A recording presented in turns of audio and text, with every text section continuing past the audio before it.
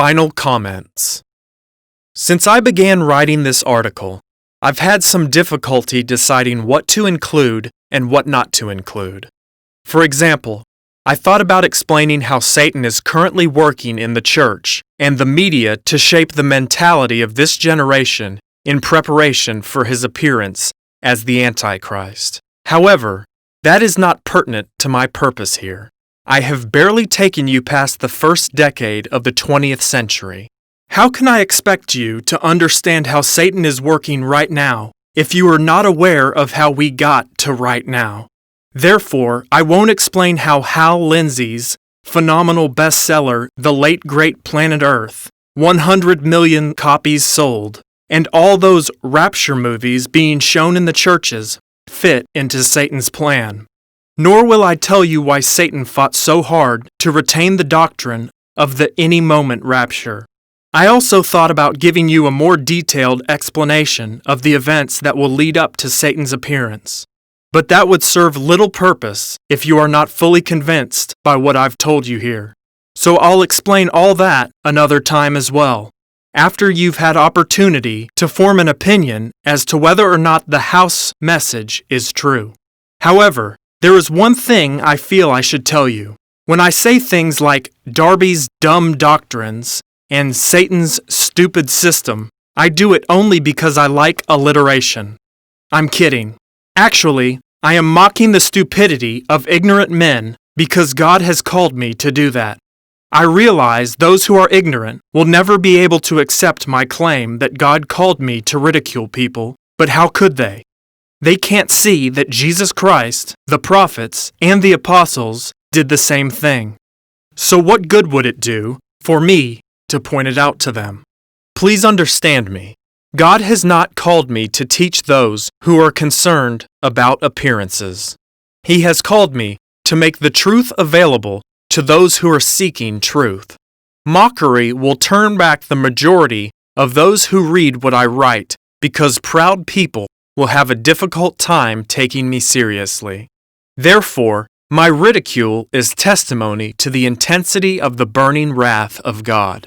Those who love the truth more than decorum have no difficulty at all getting past my ridicule of those who casually believe whatever sounds good without any consideration at all of whether or not it is actually true. Everybody who wants to cling to Satan's lies will take immediate offense at my disparagement of those who tenaciously cling to ignorant beliefs, as though I had attacked them personally. They fail to understand I merely pointed out the stupidity of their belief system. I didn't tell them they had to believe it. They were dumb enough to do that all by themselves. If you have heard the truth in what I say, you already know my ridiculing of stupidity is no impediment to your understanding the truth of what I say. That is as God has planned it. The prophet Daniel described the winnowing process this way. Daniel 12:8 through 13. As for me, I heard, but could not understand. So I said, My Lord, what will be the outcome of these events?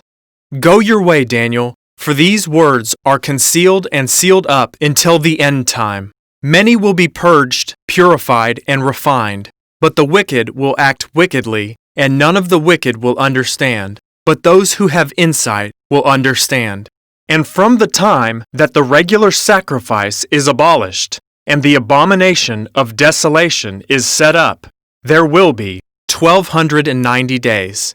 How blessed is he who keeps waiting and attains to the 1,335 days. But as for you, go your way to the end.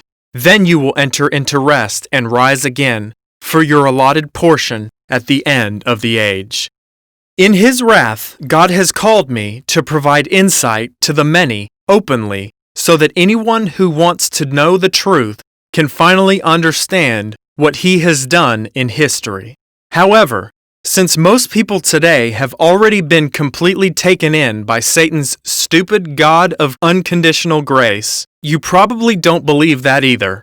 Therefore, let me tell you a few other things you won't believe. I am currently putting together all the information the elect of God will need in order to avoid being taken in by Satan's delusion. Please understand me. I am merely providing information. That is all that God has called me to do. I am not gathering people together in some new sect, denomination, church, or cult. Therefore, the agents of Satan will readily identify themselves by warning everyone not to listen to what I teach because it is cultic. You really should heed what they say. The things I teach are incredibly subversive. They have the power to completely control you, if you believe them. As I have told you before, God has hidden 7 complete messages in the Hebrew Scriptures. I have been called to explain all 7 of those messages in a form that is understandable to a lay person. I must then make that explanation available to anyone who wants to read it. As is obvious, it will not only take me several years to complete my calling, it will also take substantial financial backing. That is the purpose of the Next Step program. The Next Step participants are assisting me by providing extraordinary contributions to the Voice of Elijah. I want to thank them publicly for their commitment. The things I am teaching them in that program are the driving force behind my own growth in an understanding of the truth.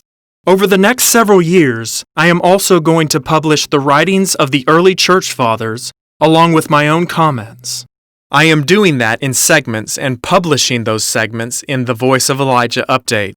The monthly contributors to the Voice of Elijah are providing financial support for that project, which will most likely continue for at least the next decade.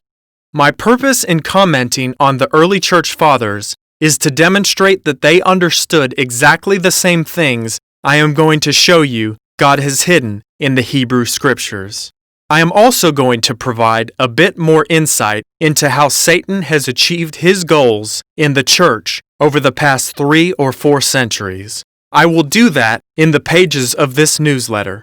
So if you found this article entertaining and want to enjoy a few more laughs at the expense of a religious fanatic, feel free to tag along. It should be an interesting ride, and I'm sure you will, somewhere along the way, discover whatever version of the truth you are seeking.